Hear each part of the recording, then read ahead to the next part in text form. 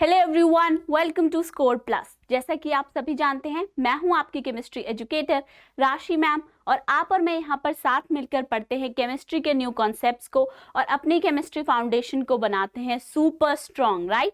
तो देखते हैं आज के इस लेक्चर में कौन से न्यू कॉन्सेप्ट्स हैं केमिस्ट्री के जो हम पढ़ने वाले हैं और आज सीखने वाले हैं, राइट। तो सबसे पहले देखते हैं हम अपना चैप्टर कौन सा डिस्कस कर रहे थे। चैप्टर नंबर 4 क्लास 9th का structure of the atom, right. तो एक बार क्विकली अपने टॉपिक्स को कनेक्ट करेंगे, राइट, रिलेट करेंगे जैसा हम हर क्लास में करते हैं। सबसे पहले हमने 9th क्लास में जब चैप्टर स्टार्ट किए थे वहीं से ही हमने चैप्टर नंबर 1 में क्या सीखा था, what is matter, right. Matter के बारे में पढ़ा था, ये सीखा था that anything which occupy space and has some mass is known as matter. वो सभी चीजें जो हमारे आसपास मौजूद हैं, जो कुछ ना कुछ स्पेस ऑक्यूपाई करती है और उनका कुछ मास भी होता है, उन सभी चीजों को हम कहते हैं मैटर, राइट। वहां पर हमने ये बात भी सीखी थी कि मैटर बना होता है टाइनी छोटे पार्टिकल्स को मिलाकर, पर वहां तक हमें ये नहीं पता था कि वो पार्टिकल्स जो हैं जिन्हें हम सिर्फ टाइनी पार्टिकल्स के नाम से जानते हैं, आखिर वो पार्टिकल्स कैसे दिखते हैं, कैसे होते हैं, ये सभी बातें हमें नहीं पता थी। जब हम चैप्टर नंबर 3 पे पहुंचे, एटम्स एंड मॉलिक्यूल्स, वहां पर क्या हुआ, डिफरेंट एंशिएंट फिलोसोफर्स ने अपनी फिलॉसफी देनी स्टार्ट करी about the smallest possible particles जो किसी भी मैटर के अंदर हो सकता है, राइट। जैसे कि हमारे एंशिएंट इंडियन फिलोसोफर महर्षि कन्नड़ ने क्या कहा था, आप अपने मैटर को लीजिए और उसे डिवाइड करते जाइए, राइट। किसी भी मैटर को आप डिवाइड करते जाएंगे, फर्दर डिवाइड कीजिए, ऑन डिवाइडिंग क्या होगा, आप एक ऐसी स्टेज पे पहुंच जाएंगे जिसके बाद फर्दर पार्टिकल की डिवीजन पॉसिबल नहीं होगी, राइट। यही उन्होंने हमें बताया था। और वो स्मॉलेस्ट पॉसिबल पार्टिकल, वो सबसे छोटा पार्टिकल जिसके बाद फर्दर डिवीजन पॉसिबल नहीं है, उस स्मॉलेस्ट पार्टिकल को ही हमने क्या कहा था, एटम, राइट। उस स्मॉलेस्ट पार्टिकल को हमने कहा था कि वो है एटम। इसके बाद क्या हुआ, फर्दर और थ्योरीज आई पिक्चर में, जैसे कि मेन थ्योरी हमें वहां पर मिली थी Dalton's atomic theory, right. Dalton ने अपनी एटॉमिक थ्योरी दी जिसके अंदर उन्होंने ये कहा, every matter is made up of the smallest possible unit which is atom and atom is the building block of every matter. हर एक मैटर किससे बना है, इस एटम से ही बना है। ये एटम सभी मैटर का बिल्डिंग ब्लॉक है। जिस तरीके से अगर आप कोई भी बिल्डिंग बनाते हैं तो आपको क्या करना पड़ता है, बहुत ढेर सारी ब्रिक्स लानी पड़ती है और उन ब्रिक्स को साथ में जोड़ जोड़ कर हम बड़ी सी बिल्डिंग बनाते हैं। सेम उसी वे में हम छोटे छोटे एटम्स को आपस में जोड़ जोड़ कर ही बनाते हैं अपने बड़े बड़े मैटर्स को, ओके। तो ये तो हमें वहां पर पता चल गया था that atom is the smallest possible particle of every matter. वहीं पर ही डेल्टन ने हमें ये भी कहा था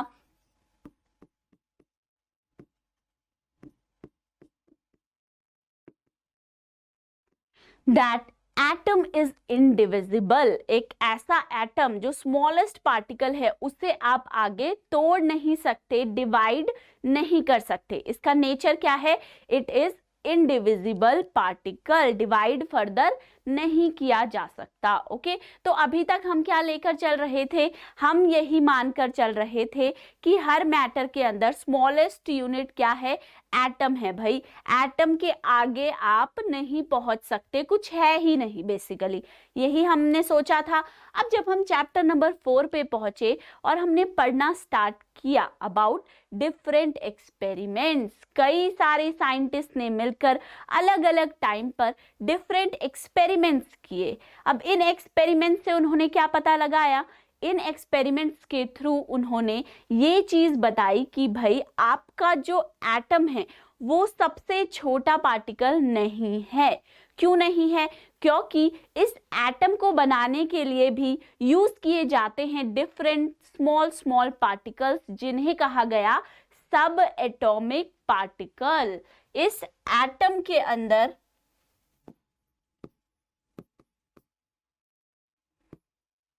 प्रेजेंट होते हैं हमारे सब एटॉमिक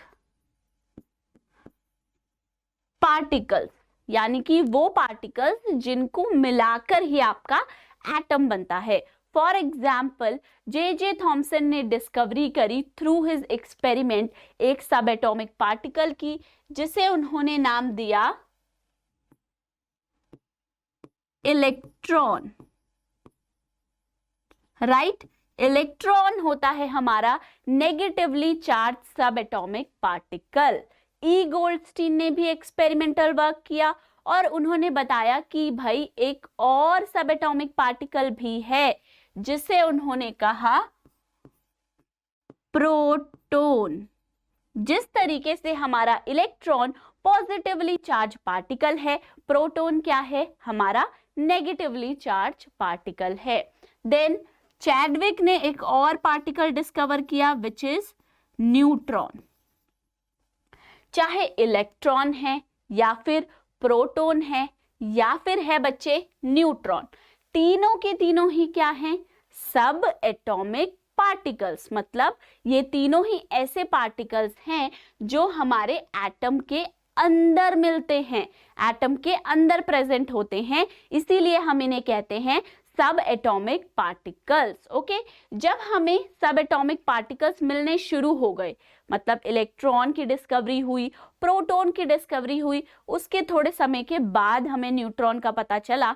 बट जब हमें ये पता चलना शुरू हो गया कि भाई एटम सबसे छोटा पार्टिकल नहीं है, एटम के अंदर भी प्रेजेंट है क्या, सब एटॉमिक पार्टिकल, तो उसी समय पर ये जिज्ञासा, ये क्यूरोसिटी आने लग गई साइंटिस्ट के माइंड में कि भाई अगर एटम के अंदर भी चीजें प्रेजेंट है, सब एटॉमिक पार्टिकल्स प्रेजेंट हैं, तो जरा ये भी हमें पता लगाना पड़ेगा कि आखिर इस एटम का स्ट्रक्चर कैसा है। अब आपने ये कह दिया कि इलेक्ट्रॉन्स हैं और प्रोटॉन्स हैं, पर ये इलेक्ट्रॉन प्रोटॉन्स जो हैं ये आपके एटम के अंदर कहाँ पर रहते हैं, कहाँ प्रेजेंट होते हैं, ये हमें बताना था। तो उसी के लिए, मतलब स्ट्रक्चर ऑफ एटम बताने के लिए डिफरेंट एटॉमिक मॉडल्स प्रपोज किए गए एट डिफरेंट टाइम्स। अलग अलग साइंटिस्ट ने अपने अपने मॉडल्स प्रपोज किए based on the drawbacks of one. दूसरे ने अपना आगे रिसर्च स्टार्ट किया, स्ट्रक्चर ऑफ एटम पता लगाया। ओके, तो इसके अंदर जो हमें अभी के लिए पढ़ने हैं स्ट्रक्चर ऑफ एटम के अंदर एटॉमिक मॉडल्स, वो मेन है हमारे 3 एटॉमिक मॉडल्स। नंबर 1 क्या था जो हमें दिया जे थॉमसन ने, एटॉमिक मॉडल, जिसे फेमसली हम किस नाम से जानते हैं,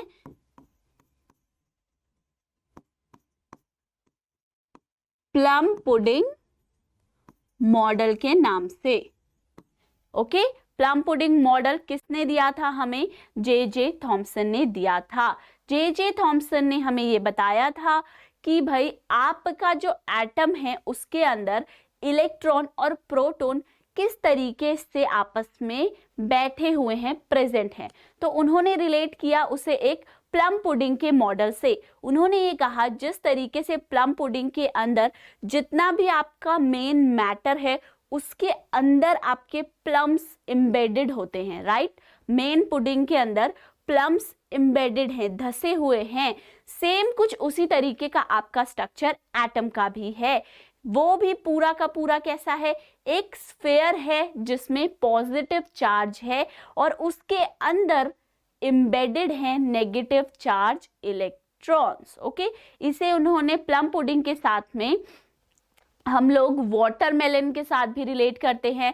जिस तरीके से वाटरमेलन के अंदर जितना भी एडिबल पोर्शन होता है जिसे हम कंज्यूम करते हैं, खाते हैं, रेड कलर का जो पोर्शन होता है वो सभी आप ये एज्यूम कर सकते हो कि वो पूरा रेड पोर्शन क्या है, एक पॉजिटिवली चार्ज पोर्शन है और उसके बीच बीच में रेड पोर्शन जब खाते हैं वाटरमेलन तो मुंह में बीच बीच में क्या आते हैं, उसके ब्लैक कलर के सीड्स आते हैं वाटरमेलन के, राइट। तो इन अ सिमिलर वे, जैसे कि आपके वाटरमेलन में ब्लैक सीड्स एम्बेडेड हैं, घुसे हुए हैं बीच बीच में, है ना, सेम उसी तरीके से आपके पॉजिटिवली चार्ज स्फीयर के अंदर नेगेटिवली चार्ज इलेक्ट्रॉन्स भी एम्बेडेड हैं। ये हमें थॉमसन ने बताया था। इसी के साथ उन्होंने एक और चीज बताई थी जो बहुत इंपॉर्टेंट है कि आपका जो एटम है वो होता है न्यूट्रल, ओवरऑल चार्ज उसके ऊपर 0 होता है। इससे उन्होंने ये भी कहा था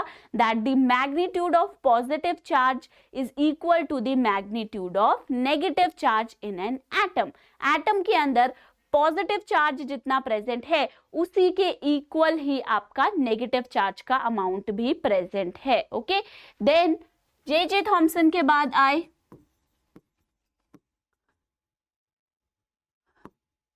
रदरफोर्ड, जिन्होंने परफॉर्म किया अपने स्टूडेंट्स के साथ मिलकर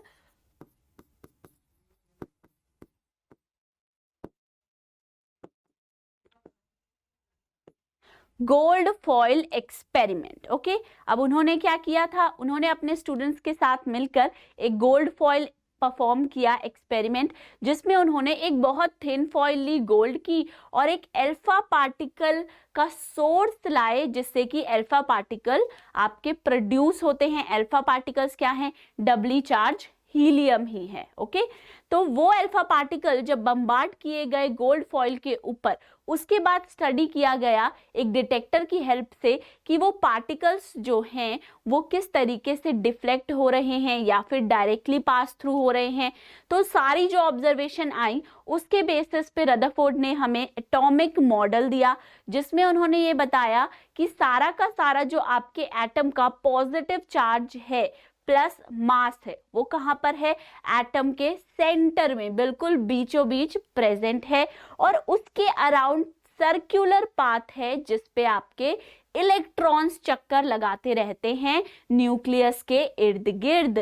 ठीक है, जो पॉजिटिवली चार्ज सेंटर है हमारे एटम का उसको नाम दिया गया nucleus, nucleus of the atom. अब आपके इलेक्ट्रॉन्स क्या करते हैं, वो सर्कुलर पाथ पे आपके न्यूक्लियस के इर्द गिर्द चक्कर लगाते रहते हैं। ओके, तो यहां से एक चीज ये भी आई थी रदरफोर्ड के मॉडल की ड्रॉबैक, कि भाई सही नहीं था पूरी तरीके से। कैसे, क्योंकि वहां पर ये कहा गया कि अगर सेंटर में एक पॉजिटिवली चार्ज न्यूक्लियस है और सर्कुलर ऑर्बिट पे कोई भी पार्टिकल चक्कर मार रहा है, तो जब भी कोई पार्टिकल सर्कुलर ऑर्बिट पे रोटेट करेगा तो ऐसा करने में क्या होगा, हर एक पॉइंट पे उसकी वेलोसिटी बदलेगी। Change in velocity with time की वजह से एक्सेलरेशन पार्टिकल में प्रोड्यूस होगा। उस एक्सेलरेशन की वजह से क्या होगा कि वो जो पार्टिकल है वो एनर्जी रेडिएट करता रहेगा, और ऐसा होने से क्या होगा, सपोज ये हमारा न्यूक्लियस है और ये इलेक्ट्रॉन इसके चारों ओर चक्कर काट रहा है, जैसे जैसे ये एनर्जी रिलीज करता जाएगा तो इसका पाथ कैसा बन जाएगा, स्पाइरल, और अल्टीमेटली ये जाकर कोलैप्स कर जाएगा आपके न्यूक्लियस के साथ। और अगर ऐसा हुआ तो एटम बहुत ज्यादा अनस्टेबल बन जाएगा, कोई भी मैटर एग्जिस्ट ही नहीं कर पाएगा। बट हम तो ये जानते हैं कि भाई हमारे आसपास कितने सारे मैटर एग्जिस्ट करते हैं, हमें ये भी पता है atom is stable, atom stable है, राइट। तो इसीलिए हमने कहा कि भाई रदरफोर्ड के मॉडल में कुछ ना कुछ, मतलब हमने नहीं कहा, उस समय के साइंटिस्ट ने कहा कि रदरफोर्ड के जो मॉडल है उसमें कुछ ड्रॉबैक्स हैं। तो उन ड्रॉबैक्स को ही आगे फर्दर किसने करेक्ट किया, बोहर ने, जिन्होंने दिया अपना Bohr's model of the atom. अब बोहर ने क्या कहा, उन्होंने कहा कि भाई कई चीजें हमारे रदरफोर्ड ने सही कही हैं, पॉजिटिवली चार्ज न्यूक्लियस प्रेजेंट है सेंटर ऑफ द एटम में और सर्कुलर पाथ पे इलेक्ट्रॉन रिवॉल्व करता है, बट वो पाथ क्या है, वो है आपके डिस्क्रीट ऑर्बिट्स। वो ऐसे ऑर्बिट्स और शेल्स हैं जिनमें कोई भी पार्टिकल जब इलेक्ट्रॉन रोटेट कर रहा है उस समय वो किसी भी तरीके की एनर्जी रेडिएट नहीं करता है। ओके, तो इससे क्या सॉल्व हो गया, हमारा वो एटम की अनस्टेबिलिटी वाला कॉन्सेप्ट सॉल्व हो गया। तो उन्होंने ये कहा कि इलेक्ट्रॉन जिन ऑर्बिट्स या शेल में प्रेजेंट होता है उन्हें हम कहते हैं डिस्क्रीट ऑर्बिट्स, जिसके अंदर कोई भी एनर्जी वो लिबरेट या रेडिएट नहीं करता है। ओके, ठीक। उसके बाद उन्होंने हमें ये भी बताया डिफरेंट शेल्स के नेम KLMN, जिनके लिए n की वैल्यू 1 2 3 4 होती है। ठीक है, जब हमें ये पता चल गया, उसके बाद उसके जस्ट बाद बोहर और ब्यूरी ने हमें ये भी बताया कि किस तरीके से आप इलेक्ट्रॉन डिस्ट्रीब्यूट करते हो एक एटम के अंदर इन डिफरेंट शेल्स। उन्होंने कुछ रूल दिए। फॉर एग्जाम्पल, मैक्सिमम ऑक्यूपेंसी, जिसका फॉर्मूला हमें याद रखना है, मैक्सिमम ऑक्यूपेंसी किसी भी शेल के लिए क्या होती है हमारी 2n²। अब यहां पर मेरा मैक्सिमम ऑक्यूपेंसी से मतलब क्या है, क्यों मैंने लिखा है मैक्सिमम ऑक्यूपेंसी?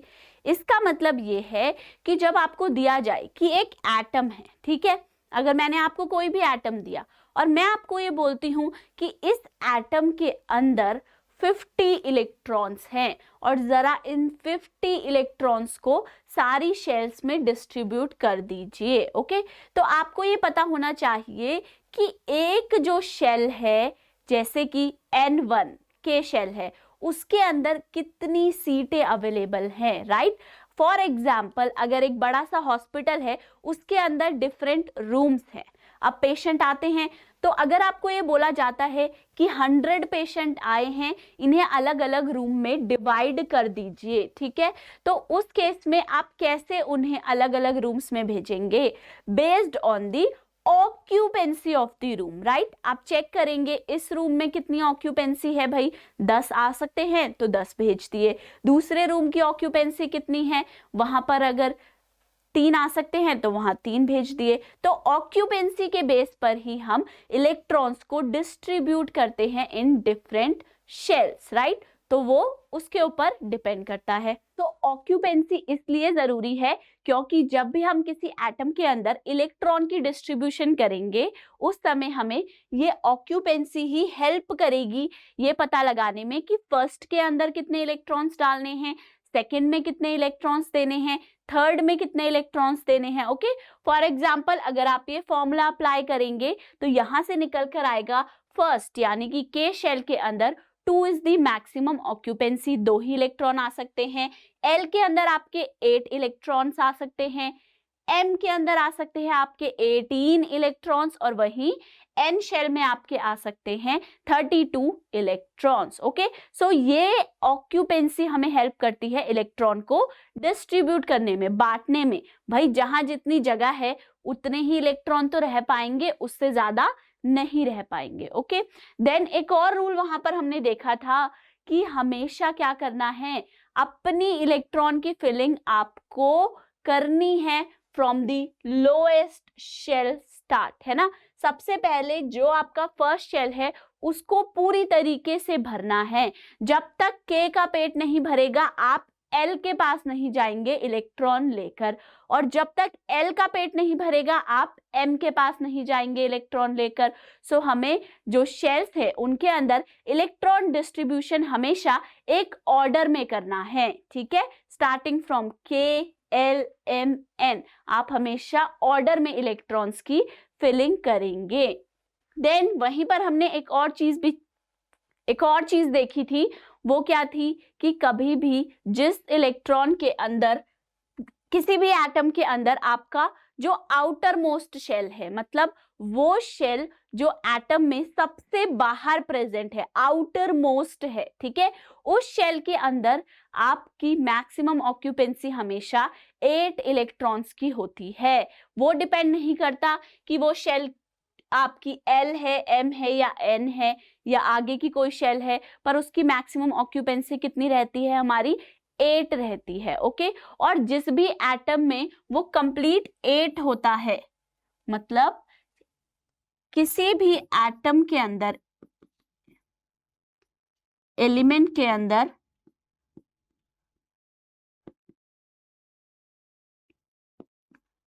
अगर आउटर मोस्ट शेल में आपके 8 इलेक्ट्रॉन्स प्रेजेंट है तो हम उसे कहते हैं ऑक्टेट है। 8 से क्या वर्ड आया है? ऑक्टेट। तो अगर किसी भी एलिमेंट में आउटर मोस्ट शेल में 8 इलेक्ट्रॉन्स प्रेजेंट होते हैं तो हम कहते हैं कि इसका ऑक्टेट कंप्लीट है।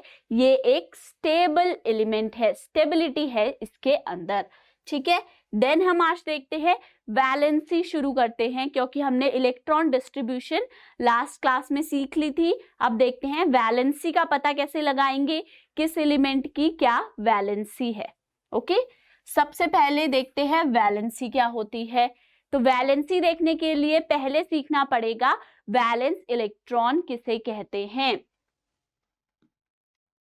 Electrons exist in the outermost orbit of an atom are called valence electron। ठीक है, जो आपके नंबर ऑफ इलेक्ट्रॉन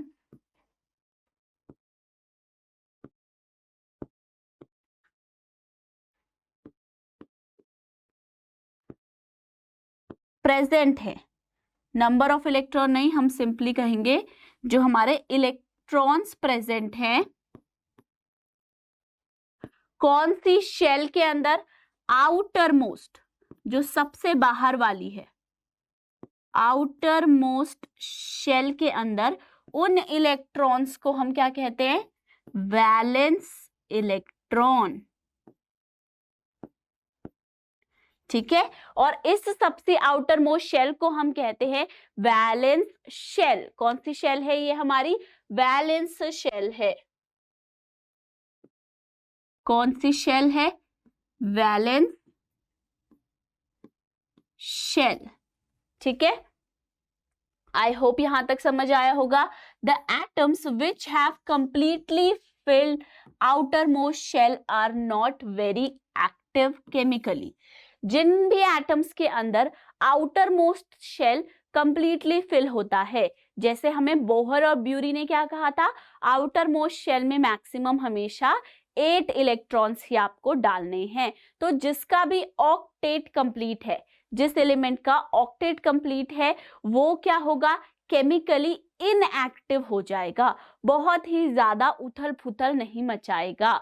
जैसे कि सोचिए जरा, एक बच्चा है, उसका पेट खाली है, उसे भूख लगी है, तो वो क्या करेगा? उतना ही आपको परेशान करेगा, कूदेगा, दौड़ेगा, इधर उधर भागेगा, शोर मचाएगा कि भाई मुझे भूख लगी है, खाना दो, है ना।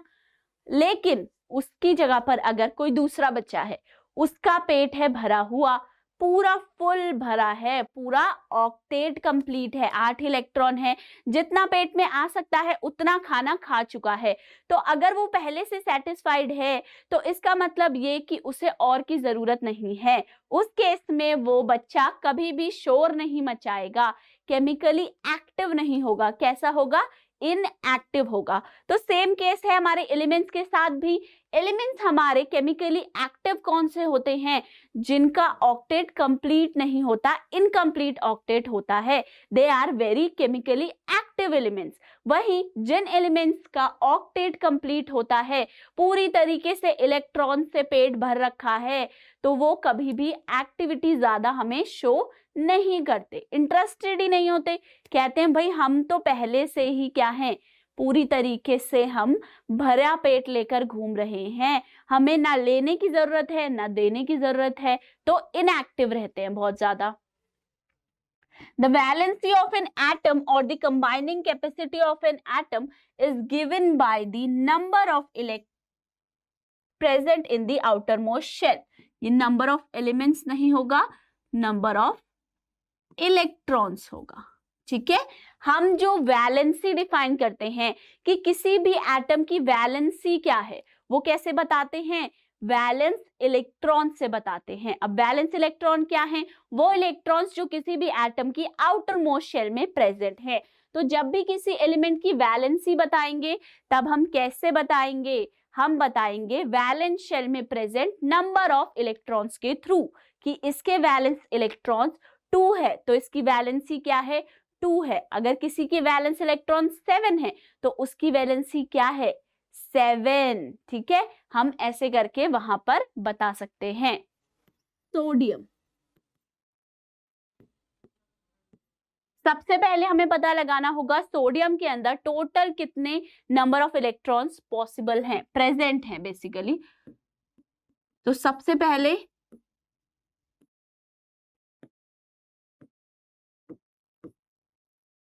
Total number of electron present in sodium element is 11। कितने हैं? 11 है। ठीक है, अब ये हमें पता है कितने इलेक्ट्रॉन्स हैं। अब हम करेंगे इसकी इलेक्ट्रॉन डिस्ट्रीब्यूशन, इलेक्ट्रॉन को बांटेंगे अलग अलग शेल के अंदर, उनका बंटवारा करना है, बांटना है इलेक्ट्रॉन्स को। और क्या लिखेंगे? Electronic configuration.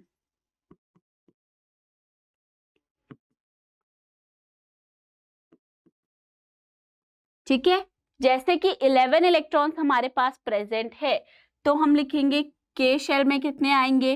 L, M, N, so on, right. K यानी कि नंबर 1 जो फर्स्ट शेल है हमारी, उसकी मैक्सिमम ऑक्यूपेंसी हम जानते हैं 2 होती है। तो यहाँ पर कितने इलेक्ट्रॉन्स जाएंगे? 2। अब 2 यहाँ चले गए तो हमारे पास 9 इलेक्ट्रॉन्स अभी और बचे हैं। अब देखिए, जब के का पेट भर जाएगा तब ही आपको कहाँ जाना है? एल के पास जाना है और उससे पूछना है भाई कितने इलेक्ट्रॉन्स चाहिए। तो एल की मैक्सिमम ऑक्यूपेंसी क्या है? 2n², और n की वैल्यू एल के लिए है 2। सो 2 मल्टीप्लाइड बाय 2², 8। यानी कि एल के अंदर कितनी मैक्सिमम इलेक्ट्रॉन्स आप डाल सकते हो? 8 इलेक्ट्रॉन्स। तो यहाँ पर 8 इलेक्ट्रॉन्स आ जाएंगे। उसके बाद क्योंकि 2 + 8 तो 10 है, हमारे पास 1 इलेक्ट्रॉन अभी भी लेफ्ट है, तो वो 1 इलेक्ट्रॉन कहाँ जाएगा? नेक्स्ट शेल में, यानी कि m में चला जाएगा। ऐसा करने से हमारे पास क्या आ जाएगी? इलेक्ट्रॉनिक कॉन्फ़िगरेशन आ जाएगी सोडियम की, विच इज 281। ठीक है, इलेक्ट्रॉनिक कॉन्फ़िगरेशन आ गई। अब यहाँ पर देखिए, आप सबसे पहले क्या देखेंगे?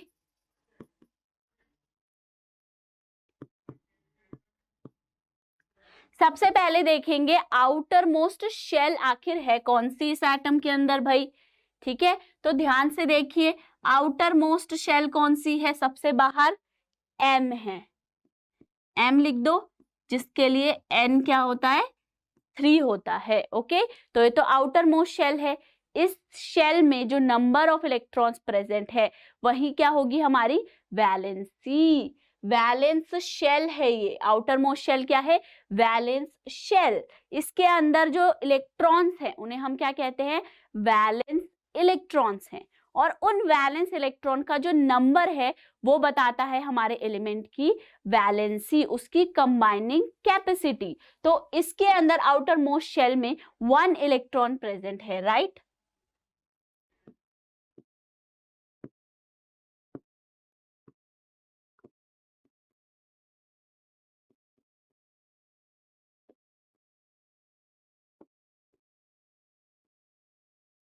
वैलेंस शेल में कितने इलेक्ट्रॉन्स है? 1 है, तो इसकी वैलेंसी भी क्या हो जाएगी? 1 हो जाएगी। ठीक है, तो इस तरीके से हम किसी भी एलिमेंट के लिए वैलेंसी पता लगा सकते हैं, कितनी वैलेंसी है किसी भी एलिमेंट की। अब नेक्स्ट टॉपिक स्टार्ट करते हैं, विच इज एटॉमिक नंबर। किसी भी एलिमेंट का एटॉमिक नंबर हम कैसे पता लगाते हैं? क्या मतलब होता है एटॉमिक नंबर का? It is the number of protons of an atom which determine its atomic number। किसी भी एटम के अंदर कितने नंबर ऑफ प्रोटॉन्स प्रेजेंट है वो हमें बताते हैं उसका atomic number. Okay, it is denoted by Z। All atoms of an element have the same atomic number Z। जितने भी एटम होंगे किसी एक स्पेसिफिक एलिमेंट के, उन सभी का एटॉमिक नंबर क्या होगा? सेम होगा। फॉर एग्जाम्पल, हाइड्रोजन का एटॉमिक नंबर है 1। तो कितने भी एटम्स हो, डिफरेंट एटम्स हाइड्रोजन के अगर वो हैं, तो सभी का क्या आपका एटॉमिक नंबर होगा? 1 एटॉमिक नंबर होगा। For carbon Z is equal to 6। Carbon का एटॉमिक नंबर है 6। इसका मतलब कार्बन के जितने भी एटम्स हैं सभी का एटॉमिक नंबर 6 बोला जाएगा। Therefore, the atomic number is defined as the total number of proton present in the nucleus of an atom, किसी भी एटम के न्यूक्लियस के अंदर। क्योंकि जब हमने एटॉमिक मॉडल्स पढ़े, हमने वहां पर सीखा था क्या कि प्रोटॉन्स कहाँ प्रेजेंट होते हैं, सेंटर ऑफ द एटम में, न्यूक्लियस के अंदर। सो किसी भी एटम के न्यूक्लियस के अंदर टोटल नंबर ऑफ प्रोटॉन्स जो प्रेजेंट हैं वही क्या बताते हैं हमें, उस एलिमेंट का atomic number. For neutral atom number of proton is equal to the number of electrons. ठीक है, न्यूट्रल एटम के केस में क्या होगा, नंबर ऑफ प्रोटॉन इक्वल होंगे आपके नंबर ऑफ इलेक्ट्रॉन्स के। अब ये तो पढ़ लिया, अब जरा इसे समझते हैं। ठीक है, एटॉमिक नंबर क्या है, सबसे पहले ये समझ लेते हैं। एटॉमिक नंबर हमें कैसे बताना है,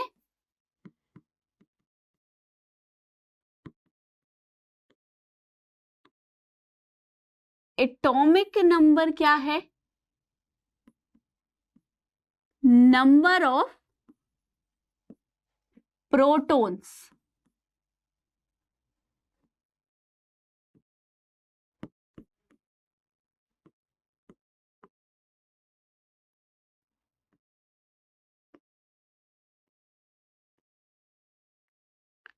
ठीक है, एटॉमिक नंबर क्या है, it is the number of protons which is present in the nucleus of an atom.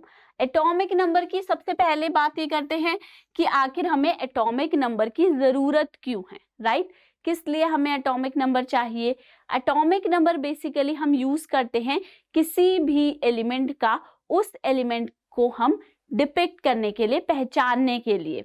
जैसे कि अगर आपको किसी भी एलिमेंट का नाम अगर ना पता हो, पर वो आपको ये बता दे कि एटॉमिक नंबर 6 वाला एलिमेंट, तो आप एटॉमिक नंबर को डायरेक्टली रिलेट कर सकते हो आपके एलिमेंट के साथ, राइट? एटॉमिक नंबर 6 किस एलिमेंट का होता है? कार्बन का होता है। तो कहीं पे भी आपको दिया होगा atomic number of element is 6, तो आपको क्या लिंक करना है कि ये कार्बन है। ठीक है, और एटॉमिक नंबर जो हमारे हैं ये फिक्स रहेंगे। ऐसा नहीं है कि आज मैंने कार्बन को एटॉमिक नंबर 6 दिया है, कल मैं हाइड्रोजन को एटॉमिक नंबर 6 दे दूंगी। आज हाइड्रोजन का एटॉमिक नंबर 1 है, कल हाइड्रोजन का एटॉमिक नंबर 12 हो जाएगा। ऐसा नहीं होगा, क्योंकि कोई भी स्पेसिफिक एलिमेंट है, उसके न्यूक्लियस का हमने स्टडी किया है कि उसके न्यूक्लियस के अंदर कितने नंबर ऑफ प्रोटॉन्स प्रेजेंट हैं। तो वो नंबर ऑफ प्रोटॉन्स जो हैं वो क्या रहेंगे, हमेशा फिक्स रहेंगे। चाहे आप उस एलिमेंट का कोई सा भी एटम उठा लो, उसके अंदर नंबर ऑफ प्रोटॉन्स जो न्यूक्लियस के अंदर है वो क्या है, सेम ही तो रहेंगे सभी में। इसीलिए एटॉमिक नंबर आपका फिक्स्ड रहता है, सेम रहता है, बदलता नहीं रहता, चेंज नहीं होता। ठीक है, अब देखिए आप ये भी सोच सकते हैं कि मैम हम ज्यादातर ना इलेक्ट्रॉन की बातें करते हैं, इलेक्ट्रॉन डिस्ट्रीब्यूशन, इलेक्ट्रॉन निकल रहा है, इलेक्ट्रॉन आ रहा है ना, मोस्टली हम इलेक्ट्रॉन की बात करते हैं। पर जब एटॉमिक नंबर देने की बारी आई तो नंबर ऑफ प्रोटॉन्स को क्यों चूज किया गया? क्यों नहीं चूज किया आपने नंबर ऑफ इलेक्ट्रॉन को, राइट? आप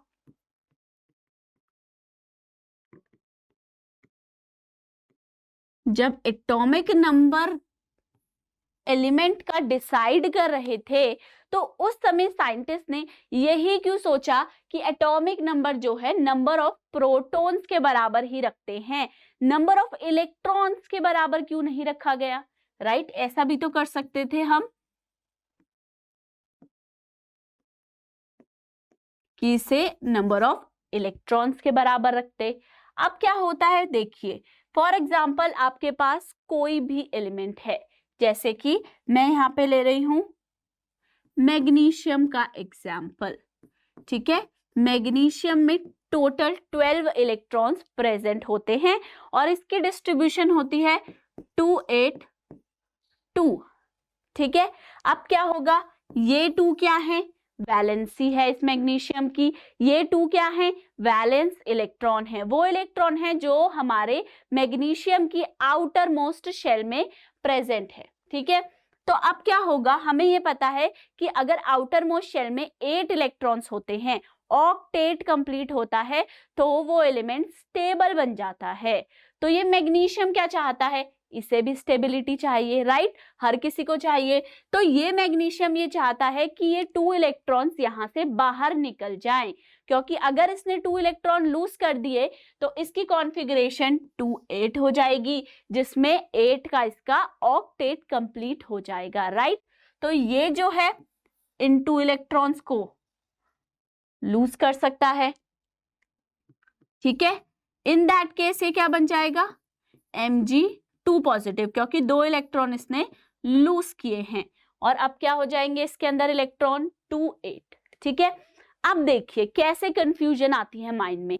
अगर मैंने किसी को दे दी इलेक्ट्रॉनिक कॉन्फ़िगरेशन 2-8 और मैंने उससे ये पूछा कि भाई बताइए जरा ये कौन सा एलिमेंट है, ठीक है। एक ऐसा एलिमेंट, मैं ऐसे बोल दूं, एक ऐसा एलिमेंट जिसमें 10 इलेक्ट्रॉन्स प्रेजेंट है, तो क्या वो मैग्नीशियम होगा, हो सकता है क्या वो मैग्नीशियम, बताइए। अगर हम एटॉमिक नंबर को नंबर ऑफ इलेक्ट्रॉन से रिलेट कर दे तो हमारे लिए बहुत ज्यादा डिफिकल्ट सिचुएशन हो जाएगी, राइट, बहुत कंफ्यूजन क्रिएट हो जाएंगे, क्योंकि इलेक्ट्रॉन्स तो भाई आते जाते रहते हैं किसी ना किसी केमिकल रिएक्शन में, कभी इलेक्ट्रॉन्स गेन होते हैं, कभी लॉस होते हैं। तो इलेक्ट्रॉन्स का क्या है, हमारा लेन देन चलता रहता है। तो इसीलिए ये इलेक्ट्रॉन्स हमेशा number of electrons, total number of electrons किसी भी एटम में हमेशा फिक्स नहीं रहते, कभी कम होते हैं, कभी ज्यादा होते हैं, क्योंकि आयंस फॉर्म होते रहते हैं ना, गेन और लॉस ऑफ इलेक्ट्रॉन्स तो चलता ही रहता है। तो इसीलिए हम इलेक्ट्रॉन्स के नंबर से एटॉमिक नंबर को लिंक नहीं करना पसंद करते, क्योंकि इलेक्ट्रॉन्स में हमारा चेंज आता रहता है, give and take of electrons चलता रहता है। इसीलिए हम हमेशा क्या कहते हैं, एटॉमिक नंबर किसके बराबर है, number of protons in the nucleus of an atom.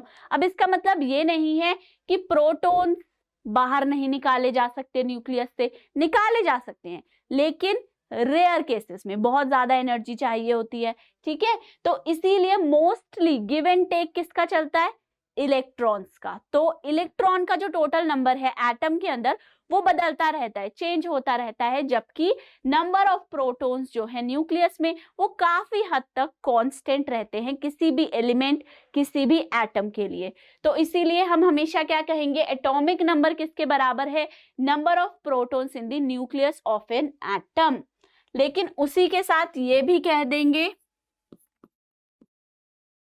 कि ये atomic number number of electrons के बराबर भी हो सकता है। किस सिचुएशन में, अगर आप बात करें न्यूट्रल एटम की, सिर्फ और सिर्फ उसी केस में हम इसे एटॉमिक नंबर को बोल सकते हैं कि ये नंबर ऑफ इलेक्ट्रॉन्स के बराबर है। अगर आप न्यूट्रल एटम की बात करेंगे सिर्फ उसी केस में, अगर चार्ज स्पीशीज बन गई, एटम ने इलेक्ट्रॉन ले लिया या दे दिया, उस केस में एटॉमिक नंबर जो है वो आपके नंबर ऑफ इलेक्ट्रॉन्स के इक्वल नहीं हो सकता, ठीक है। तो ये तो रही बात एटॉमिक नंबर की। अब सेकंड चलते हैं मास नंबर पे। मास नंबर क्या होता है, mass of an atom is practically due to protons and neutrons alone. हम ये पहले भी पढ़कर आए हैं जब हमने मास कंपेयर किए थे इलेक्ट्रॉन, प्रोटॉन, न्यूट्रॉन के, कि प्रोटॉन और न्यूट्रॉन का जो मास है वो काफी ज्यादा हाई है कंपेरेटिवली टू इलेक्ट्रॉन का मास, राइट। तो इसीलिए हम मोस्टली क्या कहते हैं कि हमारा जो एटॉमिक मास है वो बेसिकली डिपेंड करता है प्रोटॉन और न्यूट्रॉन के मास पे। इलेक्ट्रॉन का तो नेग्लिजिबल मास है इन दोनों के कंपैरिजन में। सो हमारा जो मास नंबर है जो कि हमें डिपिक्ट करता है क्या, मास ऑफ एन एटम, वो किस पे डिपेंड करता है, mass of an atom majorly proton और न्यूट्रॉन पे, राइट। सो इसीलिए these are present in the nucleus of an atom. Neutron और प्रोटॉन दोनों ही कहां पर होते हैं, आपके सेंटर पे। जो हमारा न्यूक्लियस है इसके अंदर प्रेजेंट होते हैं प्रोटॉन और न्यूट्रॉन्स, और इसके अराउंड डिफरेंट शेल्स में हमारे इलेक्ट्रॉन्स रिवॉल्व करते हैं। ठीक है, इस तरीके का कुछ स्ट्रक्चर है।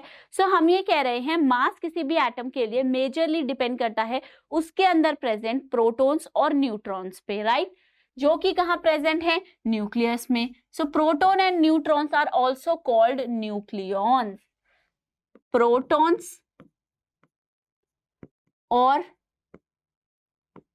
न्यूट्रॉन्स को हम एक और नाम देते हैं nucleons.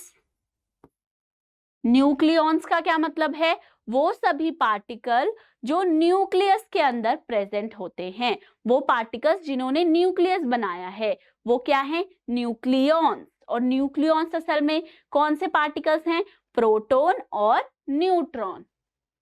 Mass of an atom reside in its nucleus. तो सारा का सारा मोस्टली मास हमारा कहां पर कॉन्सेंट्रेटेड है, एटम के न्यूक्लियस के अंदर।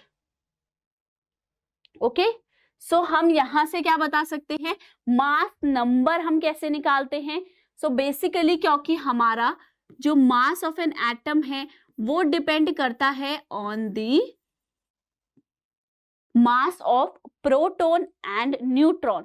तो मास नंबर भी हम इसी तरीके से डिफाइन करते हैं, किसी भी एलिमेंट के लिए mass number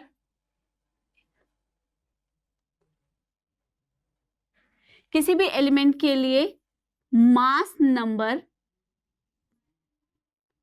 is equal to the number of protons plus number of neutrons present in the nucleus. ये फॉर्मूला आपको याद रखना है। मास नंबर कैसे निकलेगा, number of protons plus number of neutrons को ऐड करके किसी भी एलिमेंट का मास नंबर निकाला जा सकता है। फॉर एग्जाम्पल अगर हम बात करें कार्बन की, कार्बन का एटॉमिक नंबर होता है 6। ठीक है, यानी कि कार्बन के अंदर नंबर ऑफ प्रोटॉन्स कितने हैं, 6 है, और वही इस कार्बन के अंदर नंबर ऑफ न्यूट्रॉन्स भी होते हैं 6। ठीक है, एटॉमिक नंबर 6 है, नंबर ऑफ प्रोटॉन इसमें 6 होते हैं और साथ ही में नंबर ऑफ न्यूट्रॉन्स भी 6 होते हैं। अगर हमें पूछा जाए इसका मास नंबर क्या होगा, तो हम कैसे निकालेंगे, number of protons plus number of neutrons, मतलब 6 plus 6 will be equal to 12। So carbon के लिए mass number is 12। So I hope आज के लेक्चर में आपको सब कुछ अच्छे से समझ में आया होगा। मिलते हैं अपने नेक्स्ट लेक्चर में, जहां पर हम और बहुत सारी इस चैप्टर के न्यू केमिस्ट्री के कॉन्सेप्ट्स को डिस्कस करेंगे। अगर किसी भी लेक्चर के आपको नोट चाहिए तो आप स्कोर प्लस की ऐप पर जाकर वहां से PDF फॉर्मेट में लेक्चर के नोट्स डाउनलोड कर सकते हैं। Thank you so much.